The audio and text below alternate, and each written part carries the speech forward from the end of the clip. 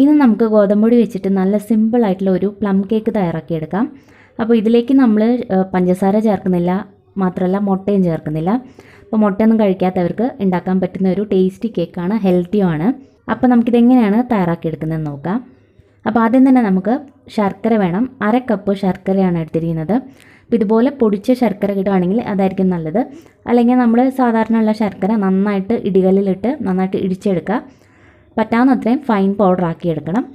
അത് 1/2 കപ്പ് നിറച്ച് മെഷർ ചെയ്തെടുക്കുക. ഇതൊരു ബൗളിലേക്ക് മാറ്റിയിട്ടുണ്ട്. ഇനി ഇതിലേക്ക് 1/4 കപ്പോളം വെള്ളം കൂടി ചേർക്കാം. സാധാരണ വെള്ളമാണ് കേട്ടോ, ചൂടുവെള്ളം എന്നല്ല. വെള്ളം കൂടി ചേർത്ത് ഒന്ന് മിക്സ് ചെയ്തെടുക്കാം. ശർക്കര ഒന്ന് അലിഞ്ഞ് കിട്ടാൻ വേണ്ടിയിട്ടാണ്. ഇനി ഇതിലേക്ക് നമുക്ക് കുറച്ച് ഫ്രൂട്ട്സും കൂടി ചേർക്കാനുണ്ട്. ഡേറ്റ്സ് എടുത്തിട്ടുണ്ട്, പിന്നെ മുന്തിരി എടുത്തിട്ടുണ്ട്, ചെറിയും അതുപോലെ തന്നെ ടൂട്ടി ഫ്രൂട്ടിയും കൂടിയാണ് എടുത്തിരിക്കുന്നത്. അപ്പോൾ ഇത് തന്നെ വേണമെന്നില്ല, നമ്മുടെ കയ്യിൽ ഏതാണുള്ളത് അത് ചേർക്കാം.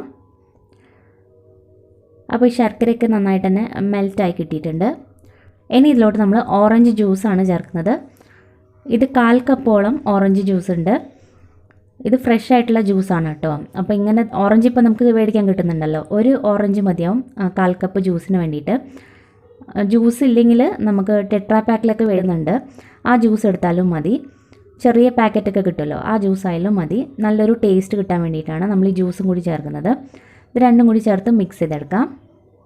അതിനുശേഷം നമ്മൾ എടുത്ത് വെച്ചിരിക്കുന്ന ഈ ഡ്രൈ ഫ്രൂട്ട്സും കൂടി ഇതിലേക്ക് ചേർക്കാം.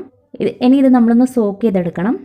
സമയം ഉണ്ടെങ്കിൽ 1 മണിക്കൂർ വരെ വെക്കാം, അല്ലെങ്കിൽ 1/2 മണിക്കൂർ വെച്ചാലും മതി. ഞാനിപ്പോൾ ഒരു 1/2 മണിക്കൂർ നേരത്തേക്കാണിത് സോക്ക് ചെയ്യാൻ വെക്കുന്നത്. ഇനി നമുക്ക് കേക്കിന് വേണ്ടിയിട്ട് ബട്ടർ മിൽക്ക് തയ്യാറാക്കിയെടുക്കണം. അതിന് വേണ്ടിയിട്ട് ഒരു ബൗളിലേക്ക് 2 ടേബിൾ സ്പൂൺ തൈര് ചേർക്കാം. തൈര് സ്പൂൺ വെച്ചൊന്ന് ഉടച്ചെടുക്കാം. തൈരില്ലെങ്കിൽ അതിന് പകരം വിനീഗർ എടുത്താലും മതി. ഇനി ഇതിലേക്ക് 1/2 കപ്പ് പാലും കൂടി ചേർക്കാം. ഇളം ചൂടായിട്ടുള്ള പാല് വേണം ചേർക്കാനായിട്ട്. പാലും കൂടി ചേർത്തതിന് ശേഷം ഒന്ന് മിക്സ് ചെയ്തെടുക്കാം. വിനീഗറാണ് എടുക്കുന്നതെങ്കിൽ 1.5 ടേബിൾ സ്പൂൺ വരെ ചേർക്കാം. അപ്പോൾ നമ്മുടെ ബട്ടർ മിൽക്കും റെഡി ആയിട്ടുണ്ട്. ഇതിനെ നമുക്ക് മാറ്റി വയ്ക്കാം. അപ്പോൾ ഇതുപോലെ ബട്ടർ മിൽക്ക് ചേർക്കുമ്പോൾ നല്ലൊരു സോഫ്റ്റ്നെസ് കിട്ടും കേക്കിന്. ഇനി നമുക്ക് കേക്ക് ബേക്ക് ചെയ്യാൻ വേണ്ടിയിട്ട് ഏതെങ്കിലും ഒരു പാത്രം എടുക്കാം. ഞാനിപ്പോൾ ഒരു അലുമിനിയത്തിൻ്റെ ഈ ഒരു പാത്രമാണ് ഉപയോഗിച്ചിരിക്കുന്നത്. നന്നായിട്ട് ഓയിൽ തേച്ച് പിടിപ്പിക്കുക എല്ലാ ഭാഗത്തും. അതിനുശേഷം ഇതിൻ്റെ അടിയിലായിട്ട് ഒന്നെങ്കിൽ ബട്ടർ പേപ്പർ വെക്കാം, അല്ലെങ്കിൽ നമ്മുടെ വീട്ടിലുള്ള സാധാരണ ഏതെങ്കിലും ഒരു വൈറ്റ് ഷീറ്റ് വേണം എടുക്കാനായിട്ട്. അത് റൗണ്ട് ഷേപ്പിൽ കട്ട് ചെയ്ത് വെക്കാം. ഞാനിപ്പോൾ റാപ്പിനൊക്കെ എടുക്കില്ലേ, ആ ഒരു പേപ്പറാണ് എടുത്തിരിക്കുന്നത്. റൗണ്ട് ഷേപ്പിൽ ആ പാത്രത്തിൻ്റെ അളവിൽ കട്ട് ചെയ്തിട്ട് ഇതിൻ്റെ അടിഭാഗത്തോട്ട് വെച്ച് കൊടുക്കാം. ഇങ്ങനെ ചെയ്യുമ്പോൾ ഒരുപാടങ്ങ് ഒട്ടിപ്പിടിക്കാതെ കിട്ടും. അല്ലെങ്കിൽ നമുക്ക് ഇനി പേപ്പർ ഇല്ലെങ്കിലും കുഴപ്പമൊന്നുമില്ല, ഓയിൽ തേച്ചതിന് ശേഷം കുറച്ച് മൈദ ഇട്ട് ഡസ്റ്റ് ചെയ്തെടുത്താൽ മതി. പേപ്പർ വെച്ചതിന് ശേഷം വീണ്ടും ഉൾഭാഗത്ത് വീണ്ടും കുറച്ച് ഓയിലും കൂടി തേച്ച് കൊടുക്കാം. അപ്പോൾ ഈ കേക്ക് ടിന്നൊക്കെ ആദ്യം തന്നെ റെഡിയാക്കി വെക്കണം. അപ്പോൾ നമ്മൾ ഈ കാര്യങ്ങളൊക്കെ ചെയ്യുമ്പോഴേക്കും ഒരു 1/2 മണിക്കൂർ എടുക്കും. ആ ഒരു സമയം കൊണ്ട് ഫ്രൂട്ട്സൊക്കെ ഒന്ന് സോക്കായി കിട്ടും. ഇതിപ്പോൾ ഒരു 1/2 മണിക്കൂർ ആയിട്ടുണ്ട്. ഇനി നമുക്ക് ഈ ഫ്രൂട്ട്സ് ഈ സിറപ്പിൽ നിന്നും എടുത്ത് മാറ്റണം. നമുക്ക് ഡയറക്റ്റായിട്ട് തന്നെ ഇതിലേക്ക് പൊടികളൊക്കെ ചേർത്തിട്ട് അങ്ങനെയും കേക്ക് ഉണ്ടാക്കാം, അല്ലെങ്കിൽ ഈ കാണിക്കുന്ന മെത്തേഡിൽ ഫ്രൂട്ട്സൊക്കെ മാറ്റിയതിന് ശേഷം ചെയ്യാം. അത് ഓരോരുത്തരുടെ ഇഷ്ടം പോലെ ചെയ്യാം. അപ്പോൾ ഞാൻ ഈ ഫ്രൂട്ട്സ് വേറൊരു പാത്രത്തിലേക്ക് മാറ്റിയിട്ടുണ്ട്. ഇതിലേക്ക് കുറച്ച് കാഷ്നട്ടും കൂടി ചേർക്കുന്നുണ്ട്. കാഷ്നട്ട് നമ്മൾ നേരത്തെ ചേർത്താൽ സോഫ്റ്റായി പോവും, അതിന് വേണ്ടിയിട്ടാണ്. കുറച്ച് ഗോതമ്പൊടിയും കൂടി ചേർത്ത് ഒന്ന് ഡസ്റ്റ് ചെയ്തെടുക്കാം. അപ്പോൾ ഇങ്ങനെ ചെയ്യുന്നതുകൊണ്ട് ഫ്രൂട്ട്സ് ഒന്നും അടിയിൽ തങ്ങി നിൽക്കില്ല, അതിന് വേണ്ടിയിട്ടാണ്. ഇനി നമുക്ക് ബാക്കിയുള്ള ആ സിറപ്പ് ഒരു ബൗളിലേക്ക് മാറ്റാം. ഇതിൽ കുറച്ച് റൈസിൻസ് ഒക്കെ ഉണ്ട്, അത് കുഴപ്പമൊന്നുമില്ല. ഇനി ഇതിലേക്ക് 1/4 കപ്പോളം ഓയിലും കൂടി ചേർക്കാം. ഞാനിപ്പോൾ സൺഫ്ലവർ ഓയിലാണ് ഉപയോഗിച്ചിരിക്കുന്നത്. നന്നായിട്ടൊന്ന് മിക്സ് ചെയ്ത് കൊടുക്കുക. ഇനി ഇതിന് ടേസ്റ്റിന് വേണ്ടിയിട്ട് നമ്മളിതിലേക്ക് ഒരു കഷ്ണം കറുകപ്പട്ട, 3 ഗ്രാമ്പൂ, അതുപോലെ തന്നെ ഒരു ഏലക്കയും കൂടി നന്നായിട്ടൊന്ന് പൊടിച്ചെടുക്കണം. ഏലക്ക വേണമെങ്കിൽ 2 എണ്ണം വരെ എടുക്കാവുന്നതാണ്. ഞാനിപ്പോൾ ഇത്രേ എടുക്കുന്നുള്ളൂ. നന്നായിട്ട് പൊടിച്ചെടുക്കാം. ഇനി നമുക്ക് 1/4 കപ്പ് ഗോതമ്പൊടി ഒന്ന് അരിച്ചെടുക്കണം. ഇനി 1 ടീസ്പൂൺ ബേക്കിംഗ് പൗഡർ ചേർക്കാം. 1/2 ടീസ്പൂൺ ബേക്കിംഗ് സോഡ ചേർക്കാം. 2 ടീസ്പൂൺ കോൺഫ്ലവറും കൂടി ചേർക്കാം. കോൺഫ്ലവർ ചേർത്താൽ നല്ലൊരു ടെക്സ്ചർ കിട്ടും കേക്കിന്, അതിന് വേണ്ടിയിട്ടാണ്. ഇനി നിങ്ങളുടെ കയ്യിൽ കോൺഫ്ലോർ ഇല്ലെങ്കിൽ ഒഴിവാക്കാം, കുഴപ്പമൊന്നുമില്ല. ഇനി ഇത് ഒന്ന് അരിച്ചെടുക്കാം. ഇത് മസ്റ്റായിട്ടും അരിച്ചെടുക്കണം. പിന്നെ നമ്മൾ പൊടിച്ചിരിക്കുന്ന ഗ്രാമ്പൂടെ പൊടിയൊക്കെ അതും കൂടി ചേർത്തിട്ടുണ്ട്. ഇനി ഇത് പതുക്കെ ഒന്ന് മിക്സ് ചെയ്തെടുക്കാം. ഒരുപാട് കട്ട പിടിക്കാത്ത രീതിയിൽ മിക്സ് ചെയ്തെടുക്കാം. ഇതൊന്ന് മിക്സ് ചെയ്തതിന് ശേഷം നമ്മൾ എടുത്തു വെച്ചിരിക്കുന്ന ബട്ടർ മിൽക്കും കൂടി ചേർത്ത് വീണ്ടും മിക്സ് ചെയ്തെടുക്കാം. ഒരുപാട് കട്ടിയായിട്ട് തോന്നിയാൽ ഒരു 2 ടേബിൾ സ്പൂൺ പാൽ എക്സ്ട്രാ ചേർക്കാം, കുഴപ്പമൊന്നുമില്ല. ഇനി ഇതിലേക്ക് നമ്മൾ സോക്ക് ചെയ്ത് വെച്ചിരിക്കുന്ന നട്ട്സും കൂടി ചേർത്ത് വീണ്ടും ഒന്ന് മിക്സ് ചെയ്തെടുക്കാം. അപ്പോൾ ഈ പറഞ്ഞ അളവിലാണെങ്കിൽ കറക്റ്റായിരിക്കും. പിന്നെ ഗോതമ്പൊടി ആയതുകൊണ്ട് നമുക്ക് പറയാൻ പറ്റില്ലല്ലോ, ചിലപ്പോൾ കുറച്ച് പാൽ തന്നെ 2 ടേബിൾ സ്പൂൺ പാൽ എക്സ്ട്രാ ചേർത്താൽ മതി. അപ്പോൾ നമ്മുടെ കേക്ക് ബാറ്റർ ഇവിടെ റെഡി ആയിട്ടുണ്ട്. ഇതിനി നമുക്ക് ഉടനെ തന്നെ നമ്മൾ തയ്യാറാക്കി വെച്ചിരിക്കുന്ന കേക്ക് ടിന്നിലേക്ക് മാറ്റാം.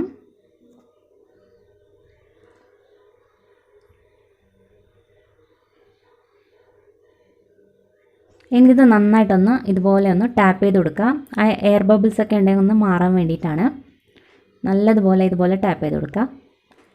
ഇനി ഇതിൻ്റെ മുകളിലായിട്ട് ഒരു ഭംഗിക്ക് വേണ്ടിയിട്ട് കുറച്ച് ഡ്രൈ ഫ്രൂട്ട്സ് ഒക്കെ നമുക്ക് ഇട്ട് കൊടുക്കാം.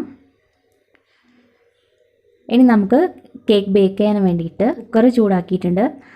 അപ്പോൾ ഈ കുക്കറിൻ്റെ അടിഭാഗത്തോട്ട് ഒരു ചെറിയൊരു പാത്രം വെച്ചിട്ടാണ് ഞാനിത് സാധാരണ എപ്പോഴും ബേക്ക് ചെയ്യാറ്. നിങ്ങൾക്ക് വേണമെങ്കിൽ കുറച്ച് ഉപ്പ് വിതറിയതിന് ശേഷം ബേക്ക് ചെയ്യാം. അത് നിങ്ങൾ എങ്ങനെയാണോ ചെയ്യുന്നത് അങ്ങനെ ചെയ്യാം. അപ്പോൾ ഇതൊരു 5-10 മിനിറ്റ് മുമ്പേ ചൂടാക്കി വെച്ച കുക്കറാണ്. അപ്പോൾ ഇതിലേക്ക് നമ്മൾ പതുക്കെ ആ കേക്ക് ടിന്ന് ഇറക്കി വെക്കാം. പിന്നെ കുക്കറിൻ്റെ വിസിലും വാഷറൊക്കെ ഊരിയിട്ട് വേണം കേട്ടോ ചെയ്യാനായിട്ട്. അപ്പോൾ കേക്ക് ടിൻ നമ്മൾ കുക്കറിലേക്ക് വെച്ചിട്ടുണ്ട്. ഇനി നമുക്ക് അടച്ച് വയ്ക്കാം. കുക്കർ അടച്ചതിന് ശേഷം 5 മിനിറ്റ് മീഡിയം ഫ്ലെയിമിൽ വയ്ക്കാം. അതിനുശേഷം 40 മിനിറ്റ് ലോ ഫ്ലെയിമിലിട്ട് നമുക്കിത് ബേക്ക് ചെയ്തെടുക്കാം. ഒരു 40 മിനിറ്റിന് ശേഷം നമുക്കിത് തുറന്ന് നോക്കാം. അതുവരെ കുക്കർ തുറക്കാൻ പോരുത്. ഇടയ്ക്കൊക്കെ നമ്മളിത് തുറന്ന് നോക്കുമ്പോൾ നമ്മുടെ കേക്ക് ശരിക്ക് കിട്ടില്ല. അതിന് വേണ്ടിയിട്ടാണ് 40 മിനിറ്റ് വെയിറ്റ് ചെയ്യുക, അതിന് ശേഷം തുറക്കുക. ഞാനിപ്പോൾ ഇതൊരു 45 മിനിറ്റിന് ശേഷമാണ് തുറന്ന് നോക്കുന്നത്. ഇപ്പോൾ നമ്മുടെ കേക്ക് കാണുമ്പോൾ ബേക്ക് ചെയ്ത പോലെയുണ്ട്. നമുക്ക് ജസ്റ്റ് ഒന്ന് ചെക്ക് ചെയ്ത് നോക്കാം. ഒരു കത്തി വെച്ച് നമുക്ക് കുത്തി നോക്കാം. അപ്പോൾ ആദ്യം നമുക്ക് സൈഡിൽ നിന്നൊന്ന് കുത്തി നോക്കാം. ഇപ്പോൾ ക്ലീൻ ആയിട്ടാണ് ഉള്ളത്. ഇനി നടുഭാഗത്തും കൂടി ഒന്ന് കുത്തി നോക്കാം.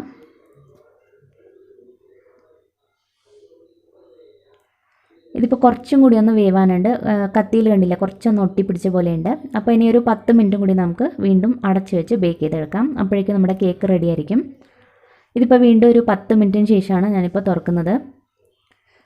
ഇപ്പോൾ നമ്മുടെ കേക്ക് റെഡി ആയിട്ടുണ്ട്. ഇനി നമുക്ക് പതുക്കെ കുക്കറിൽ നിന്നും കേക്ക് എടുത്ത് മാറ്റാം. അപ്പോൾ ഇത് നന്നായിട്ട് തണുക്കണം. മാക്സിമം ഒരു 1-2 മണിക്കൂറൊക്കെ ഇതിങ്ങനെ തന്നെ വെക്കുക. തണുത്തതിന് ശേഷം വേണം കേക്ക് എടുക്കാനായിട്ട്. നമ്മുടെ കുക്കറിൻ്റെ അടിഭാഗം കണ്ടില്ലേ, ഒന്നും കരിഞ്ഞൊന്നും പോയിട്ടില്ല. അപ്പോൾ നിങ്ങൾക്ക് അങ്ങനെ പേടിക്കേണ്ട ആവശ്യമില്ല. ഈ രീതിയിൽ ചെയ്യണമെങ്കിൽ ഇങ്ങനെയും ചെയ്യാം കേട്ടോ. അപ്പോൾ മൊത്തത്തിൽ നമ്മുടെ കേക്ക് ബേക്ക് ചെയ്യാനായിട്ട് നമ്മളെടുത്തത് 50 മിനിറ്റാണ്. അപ്പോൾ 40 മിനിറ്റ് വരെ ലോ ഫ്ലെയിമിൽ വെച്ചതിന് ശേഷം ചെക്ക് ചെയ്ത് നോക്കാം. അതിനുശേഷം വീണ്ടും വെന്തിട്ടില്ലെങ്കിൽ 10 മിനിറ്റും കൂടി വെച്ചാൽ മതി. അപ്പോൾ നല്ല സോഫ്റ്റ് ആയിട്ടുള്ള കേക്കാണ്. പതുക്കെ നമുക്ക് സൈഡിൽ നിന്നൊക്കെ ഒന്ന് വിടിയിച്ചെടുക്കാം. നന്നായിട്ട് തണുത്താൽ മാത്രമേ നമുക്ക് ഇങ്ങനെ കിട്ടുള്ളൂ. പാത്രത്തിലൊന്നും ഒട്ടാതെ കിട്ടും. പാത്രത്തിലും കണ്ടില്ല, ഒരുപാടൊന്നും ഒട്ടിപ്പിടിച്ചിട്ടൊന്നുമില്ല. സൈഡിൽ മാത്രം കുറച്ച് ഒട്ടിപ്പിടിച്ചിട്ടുണ്ട്. അപ്പോൾ നമ്മുടെ ടേസ്റ്റി ആയിട്ടുള്ള പ്ലം കേക്ക് ഇവിടെ റെഡി ആയിട്ടുണ്ട്. നമുക്കൊന്ന് കട്ട് ചെയ്ത് നോക്കാം. നല്ല സോഫ്റ്റുമാണിത്, കണ്ടാൽ തന്നെ മനസ്സിലാവും.